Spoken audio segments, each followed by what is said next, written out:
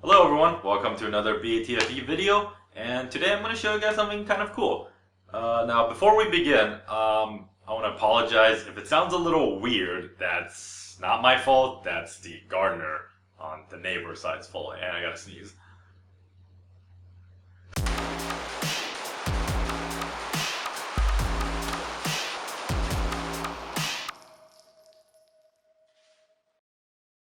So, if it sounds a little weird, I apologize. My neighbors, gardeners, have been at it all day. They have their blowy thing, the cutting thing. It's quite annoying. So, if it sounds a little weird, bear with it. I apologize. If it sounds too weird, I'll cut it out. So you won't even see this video. So I don't know why you're explaining or why I'm explaining this to you. Anyways, let's get down to business. I want to show you guys this. You're probably going like, "Oh my God, is that some sort of like SBR bullpup? Did he get himself an cool SBR?" It's kind of like a Tavor metal skeletal prototype thingy. No, this is actually a arm pistol. It's actually a pistol. So, because it's a pistol, you're supposed to shoot it one-handed because that's what the ATF says. And we all follow the ATF, right? In order to shoot it, you hold it like this and then twist the back. Yeah, so the back actually twists. Now, this was pretty cool, I guess for the time. It's still kind of cool because when I bring it to the range and people find out, it's like, the hell is that? And then it kind of blows our mind that you could do this with a gun. And just to prove that it actually works, take the magazine out, knock it back. Alright, it's clear. And then, so you can pull the trigger here, here, even on the other side here. No problem. Now, most people's second question is, well, how do you aim?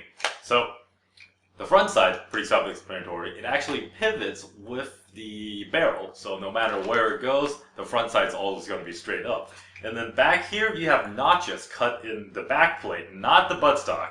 Remember, this is a pistol. Not the stock, the sling mount back plate notch, rear side thingy. So, it's just like a crude open side. It works, and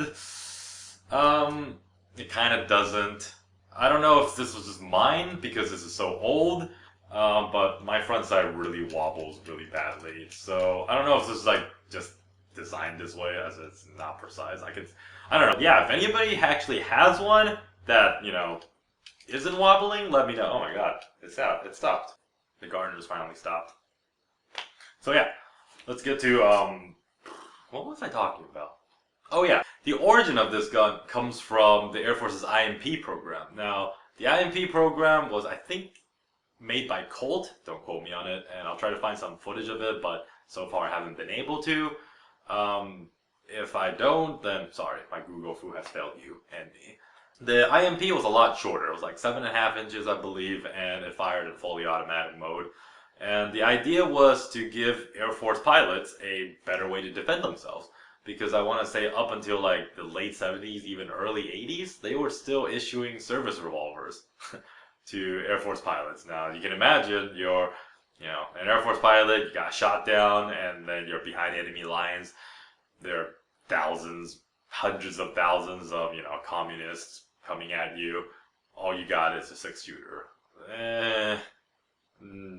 Yeah, the odds aren't really in your favor. So, IMP programs were born.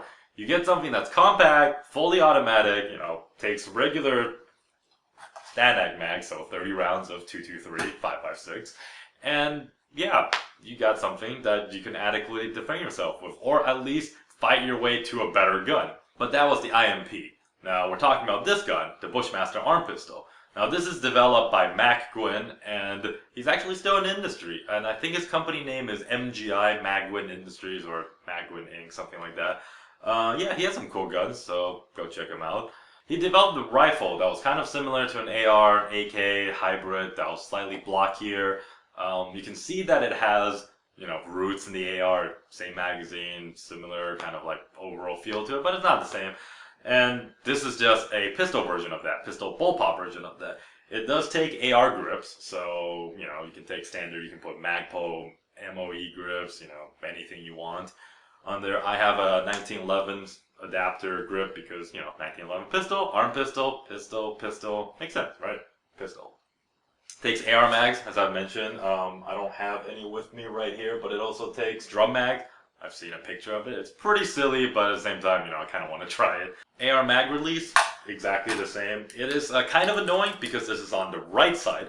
So yeah, they didn't really think this through when they designed this. For a right-handed, normally me shooter, you'd have to go over here and then use your thumb to grab. It's not terrible, but it's just weird because you think about it. It's like reaching over on the other side of the AR every time you want to grab a like you want to change the mag. It's just a little weird. Kind of wish if they put it back here, kind of maybe a paddle or a push button, kind of like the F2000 Tavor AUG, or even just something here, like just push on the side, pull it out. I believe that's the L85 is like that. Yeah, you push on the side and pull it out. Yeah, just, something a little better than this. I don't think this is an AR-15 selector switch, but it functions and looks like one. And it takes down just like an AR. You pop these two pins out, and then the lower comes out, get to the goodies on the inside. I have another video showing, how to take it down, so go check that out. I'll put the link in the description below. So that's enough background. Let's actually get to the good part. How does it actually shoot? How is it? Is this worth whatever, I paid for it? Or is this just like another one of those like novelty things that the Russians keep making and then never producing? Well, it's terrible. Yeah, that's pretty much the only way to sum it up. It's horribly inaccurate, not even counting the front sight, which is an entirely different problem. It's just hard to hold. Your natural instincts is to, the best way to do it, in my opinion, would be to, if you can rest this on your forearm. Now, this might be my problem, because I'm a pretty scrawny guy, I don't really have that much muscle, so, I want to, like, rest it against my forearm here. And, but then the way to get a proper sight picture is like, yeah, that doesn't really work. So the other way to do is to hold it like a normal pistol, just holding about a grip, but it's really back heavy. It's okay now, but when you have 20 loaded rounds, 30 loaded rounds, yeah, it's not going to work. It just bounces all over the place. And it's better if you hold it two-handed or if you have a one-point sling pushing against it. It's alright, but then what's the point, right? There is none. Especially now today where you can get like AR pistols, even with the arm brace. So this isn't even that small. This is still 20 inches. You can build an AR with this short, with like an arm brace. Oh, okay, a little bit longer, but still, like you can get another package pistol just as short, if not shorter. So there's no point for this, but it does turn heads though. When I go to the range, I pull this out and I start shooting. This is loud. 10.5 inches right here. Plow, plow, plow. Lots of people turn head and they're like, oh my god, what's that? It's so cool. It's like a bullpup. Everyone's initial reaction is the same. They're like, that's awesome. And then they see how it works and actually shoot it. Then they're like, yeah, it's kind of dumb. So, yeah, not really worth it. But it is cool though. The only redeeming quality is that you can kind of shoulder it. So you're not really supposed to, and it doesn't quite work that well, but you can. You can kind of shoulder like this, and then you can feel like, oh my god, I have a bullpup SBR, I'm so cool. But the only reason this wouldn't work is because then you eat a face full of brass. That's me eating all the brass. Now this is weird because it's not really a new product and they don't make these anymore, so would I recommend one?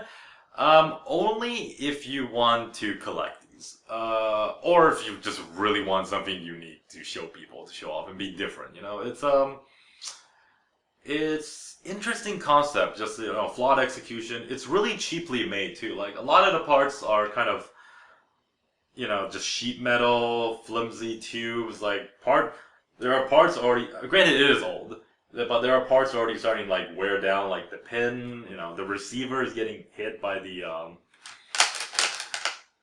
operating rod, slide, charging handle, plate. It's kind of weird. It's kind of weird to describe how this thing works. But like parts are just bending out of shape and stuff. But it's definitely fun to play, and I would kind of recommend one if you can get one for cheap. Yeah, so this gets a, I don't know, C out of 10. So yeah, that about wraps it up. Let me know what you think. Thanks for watching. We do have a Twitter and a Facebook. Go check those out. Links down in the description. And yeah, what do you think? Is this a cool idea? Do you think they should revive this idea, pistol bullpup? I think it's a pretty cool idea personally. But, you know, leave a comment below, let me know, and who knows, maybe you have one. If you have one, let me know what you think of yours.